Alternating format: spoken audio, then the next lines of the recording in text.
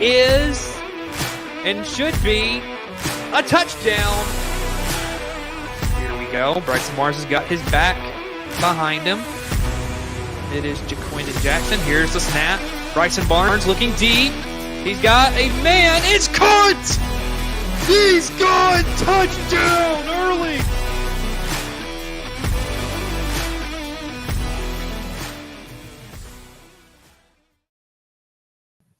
And good morning, everybody, and welcome to College Football Wraparound. I'm Cooper Naylor, and man, we have here, it is Thanksgiving weekend, a couple days after Thanksgiving, and I mean, we've had some good football games. Yesterday was incredible.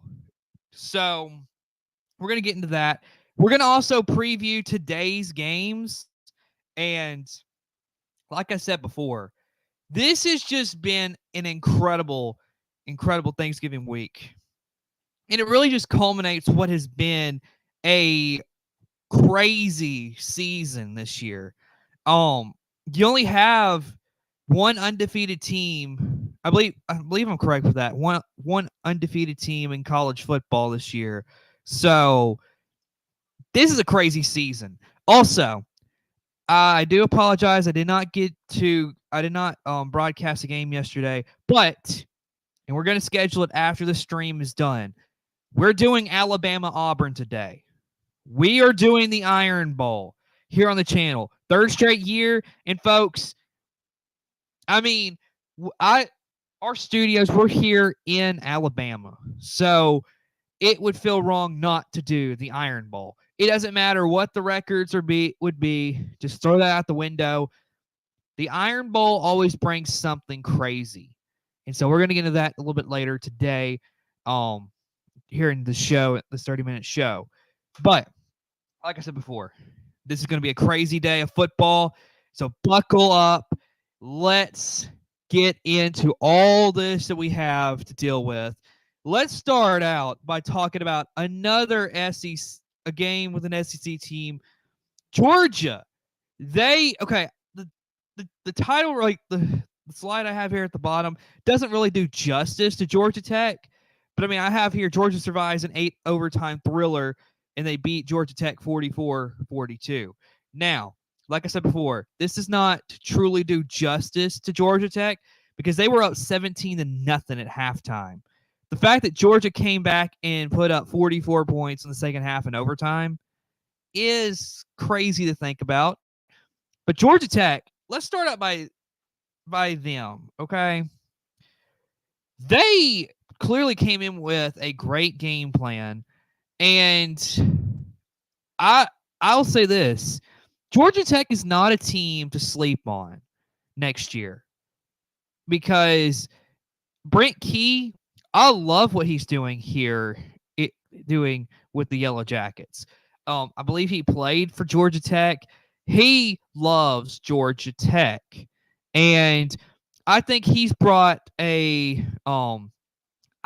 brought a grittiness back to them. And I mean, sadly, they're 7-5, but I gotta say, I think they deserve to win this game more than Georgia did last night. The fact Georgia won this game, I think, just shows just the talent level that's in Athens right now. And let's talk about that. Georgia right now, they're 10-2. I would say this, because the first half, the receivers the whole game, I don't think they played great. There's a lot of drop passes. And, I mean, Carson Beck, I mean, you got to give him credit. He didn't really – I mean, it wasn't his fault on some of these passes that got dropped. I mean, it really was not Carson's fault.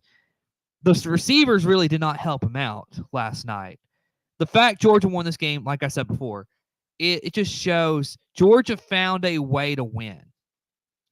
Even though it went to 8 overtimes, which is the longest game in the series history.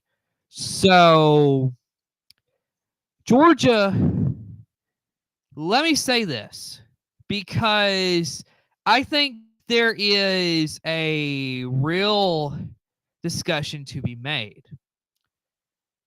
If they lose in the SEC championship game, can we seriously sit up here and say we think Georgia should be in the playoff? But I mean, hey, 3-loss Georgia goes to the SEC championship game and loses. I mean, I think they've said they're not going to. The committee said that they're really not going to penalize teams for losing in their conference championship game. So we'll see. But Georgia right now, as far as how they could play in the playoff, right now I would say this. I think that they have a lot of things they need to clean up. And personally speaking, I don't know if they were to run into an Ohio State. Plus, the way Ohio State's playing, can Georgia defeat an Ohio State? For that matter, I mean, I know Georgia beat Texas earlier in the regular season, but does Georgia win the SEC championship next week? We're going to talk about that later, but this seriously is a lot. There's a lot of concern for that team in Athens, and we'll just have to wait and see. Georgia, to me, last night, they struggled, and I don't know if – I mean, I don't know if I could sit here and look you straight in the face and be like, okay, Georgia's going to win the championship. Like, I don't know that. The SEC in this year, here's the thing, I think people – they want to say the SEC is not good. No, it's not that it's not good, because I think the SEC actually, this is probably one of its best seasons. And let me tell you this, the reason why, there's not a elite team in the SEC. So what you're having here is you've got SEC teams beating up on each other. That's why it's so good. I think 14 of the 16 schools, other than Kentucky and Mississippi State, this conference is really good this year. That's the thing I think people, they think because there's not a real elite team that the SEC is not good. No, the SEC is actually better this year. If we're going to look at this objectively, the SEC is better than what it's been in years. And so that's just my opinion on the SEC right now. Now, the ACC definitely, I mean, with all the chaos that happened last week, the ACC definitely benefited because now SMU could potentially get in the playoff, even if they lose their conference championship game. Miami could get in. I think personally right now, the way that Clemson gets in, they have got to win the ACC championship game. Unless there's some crazy stuff that happens today. Clemson, to me, they have to go win the ACC championship game. That's just my opinion right now. I mean, I know they're at 12, but winning the ACC would go a long way to help to get in. I mean, to qualify for the playoffs. So,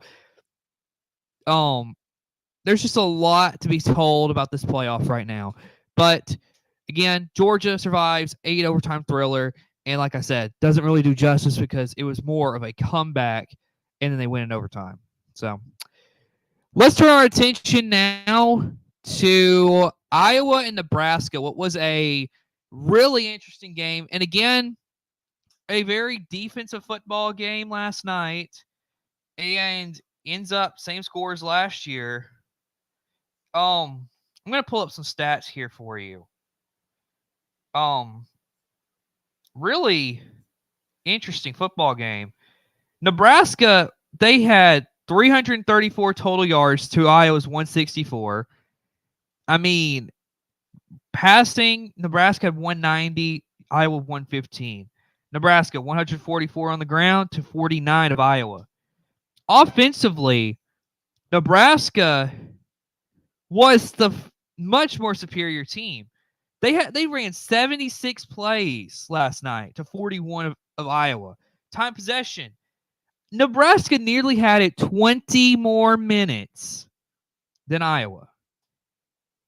You know what the difference in this game was? 2 fumbles. Nebraska fumbled the ball twice. And you want to know how many times Iowa turned the ball over?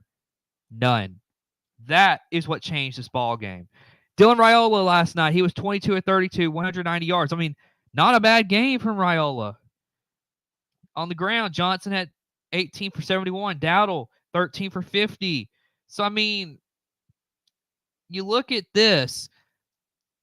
Nebraska was able to move the ball. They just couldn't capitalize. And so, I'll say this right now. That is, if you look at Nebraska, they controlled most everything. They just turned the ball over. And one of those fumbles was huge because that was in I think there was 30 seconds left, and Raiola fumbles the ball. I mean, he got hit, but he fumbles the ball. And at that moment,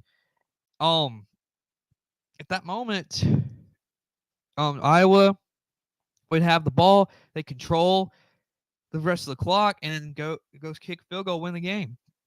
So Nebraska, although they're 6-6, which the first bowl game since 2016, but personally speaking, I mean, there was a bunch of games this season that Nebraska played that they could have found a way to win, and well, they didn't do it. So we'll wait and see what happens, what bowl game Nebraska gets in, but definitely a sour taste in their mouth from last night's game. They lose once again 13-10. So to Iowa. All right. Briefly, let's talk about this game. Colorado shuts out Oklahoma State 52-0. That was in the early window yesterday. What did I take from this? Well, Colorado took care of business. What they should have done against Kansas, they did yesterday against Oklahoma State. 52-0. Travis Hunter had a great game. I believe he had 10 receptions for over 100 yards. He had a couple touchdowns. Did a great job on the defensive side of the ball. I think they said he had an interception. So Travis Hunter, I will say this right now. I think the case is closed. Travis Hunter will win the Heisman Trophy. Personally speaking, I don't think it matters what happens in the Big Ten championship game with Dylan Gabriel. I don't think it matters with anyone, because I think the way that ESPN, namely, I think they have a lot of people that vote on the Heisman, and I think they've pretty much decided Travis Hunter is the Heisman winner. Which, I mean, if you're truly going to go to the best player, I mean, you could say that Travis Hunter's the best player, but then you got to remember, what about Ashton Jeanty? Yesterday he had 37 carries for 252 or something like that, and a couple touchdowns. I mean, ridiculous stats for Ashton Jeanty. So as far as the Heisman's concerned, it's very up in the air right now. But like I said, Colorado shuts out Oklahoma State 52-0. Just nothing more you can say, but they just dominated Oklahoma State. So, not much more to say here. And then lastly, Minnesota dominates Wisconsin 24-7. A note that you probably want to think is interesting. Wisconsin, this is the first time, I think they had 22 consecutive seasons of having a winning record. Well, folks, that is over. They lost yesterday 24-7 to Minnesota, drops them to 5-7. Now, I don't know how it would work out. I think it just depends on the way the bowl game's set up. Potentially they could make a bowl game. I don't know how that would work. I don't know how all that stuff works out, but 5-7, most likely their season is done. And I think for Luke Fickell, I think he's got right at 500. I think they said yesterday for his for his 2 years at Wisconsin. Honestly, next year's going to be a make or break season because it's going to be big. You got to figure out your quarterback if you're Wisconsin. And truthfully, if you're Luke Fickell, it's put up or shut up time. This is year 3. You should have had time to go get your players and put it all together. And if it doesn't work next year, Wisconsin potentially fires Luke Fickell. And I'll say this, the reason why I think that this could happen, Wisconsin, I don't think they're one of the bigger time schools, but you got to keep in mind, they are a winning franchise. And so we'll wait and see. Minnesota, on the other hand, I think they did a great job going and get Max Brosmer out of the transfer portal. And they may be 7-5, but I got to tell you something. This Minnesota team, I think, is a lot better than that 7-5 record says. And I'll say this, whatever bowl game they get into, I think Minnesota is not – you're not going to want to play Minnesota, I don't think, because the way they played yesterday, I really liked how they played. I think they are – and, I mean, one thing that you got to keep in mind is before Max Brosmer came in this season, Minnesota was a heavy running team. Like, they like to run the football. This year, Max Brosmer, he brings in that ability to throw the football, and so they are a passing team now. And so Minnesota is going to be a interesting team the next couple of games, like whatever bowl game they get into. And so definitely going to be very interesting to see how everything shakes out for Minnesota. So now, how about we start previewing some football? Because yesterday I went through some of the games. How about we start previewing? And why not start with the game we're going to have tonight? Auburn and Alabama. And so what do I see from this one? Well, first off, Alabama last week, just a horrendously bad game against Oklahoma. I mean, you're talking about being ranked number 7 in the country, going on the road to a 5-5 Oklahoma, and you lay an egg like that. Now, you could say the score should have been 24-10, but of course, there was the touchdown was overturned because of somehow illegal touching. I don't know. The refs, that was just a terrible call. Like, one of the worst calls I've seen. But for Alabama, this is going to be interesting. How do they play today? And the thing is, Alabama comes in after losing.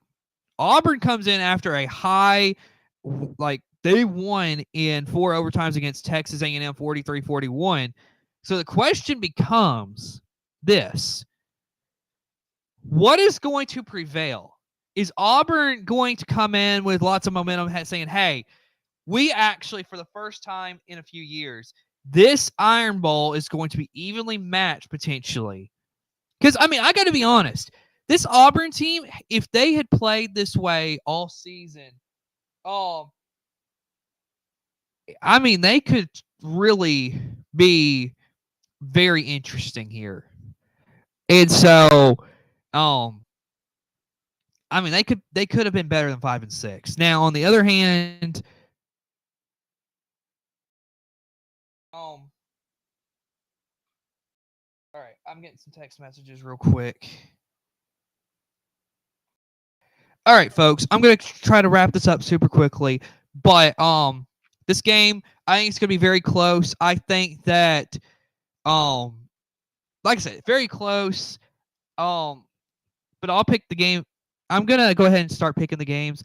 I'll take Alabama to win because I think Alabama will come in with a really, they are going to be mad about how they played. So give me Alabama. Michigan and Ohio State. I just feel like Ohio State's too good for Michigan because Ohio State, they're the second best team in the country right now. And quite frankly, they have played incredible football ever since that loss to Oregon. So give me Ohio State to win this game. And then Texas A&M and Texas. This is going to be a very interesting football game.